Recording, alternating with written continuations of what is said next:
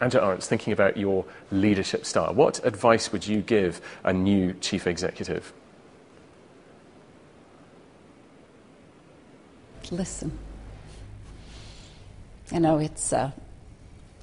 you think back and you think that I was very fortunate to have a 6-month transition period with my predecessor. And it's funny because if I would have implemented everything that I thought about the first 30, 60 days, you know, I can't imagine where we'd be. So I feel, you know, just listen, just learn, just feel. And it's tough for type A personalities in this position to do that. But I think you'll be better off in the long run. And you've been in the job for about 3 years now here. How do you think your leadership style has changed in that period? You know, I think with anything, I think with experience, you get smarter. And I think that you also, you know, no different than in your personal leadership style, when you have some quick wins, then I think that gives you a confidence to continue to do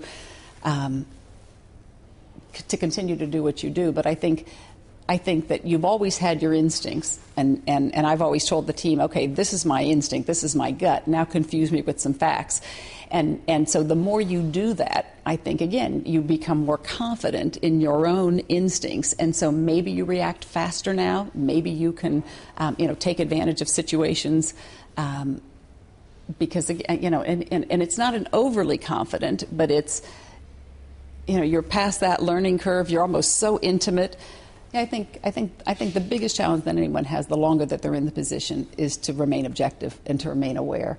You know, it is so easy to just get almost sucked into the day-to-day.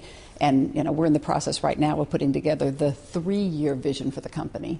And it's hard. It's hard to get not only yourself thinking, how dramatically is the world going to change in 3 years? What is digital going to be like in 3 years? You know, I mean, how are the shopping patterns going to change? How's the luxury consumer going to change? How are they going to feel about brands in 3 years? But I love this time. I love it when we do this, because it really allows you to really remain objective.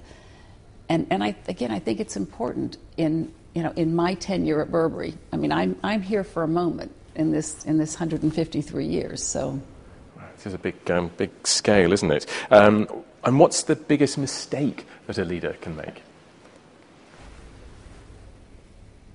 You know, again, I think not listening, not feeling, not trusting your instincts, not using your team.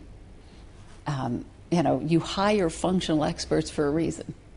You know, I always say when I go to a country, I hire an interpreter, and if I'm going to court, I'm hiring someone to defend me. I mean, but I think it's no different in business, where I think sometimes people, they know what they know, but the old saying, know what you know and know what you don't know. And I think it's the greatest lesson for great leaders.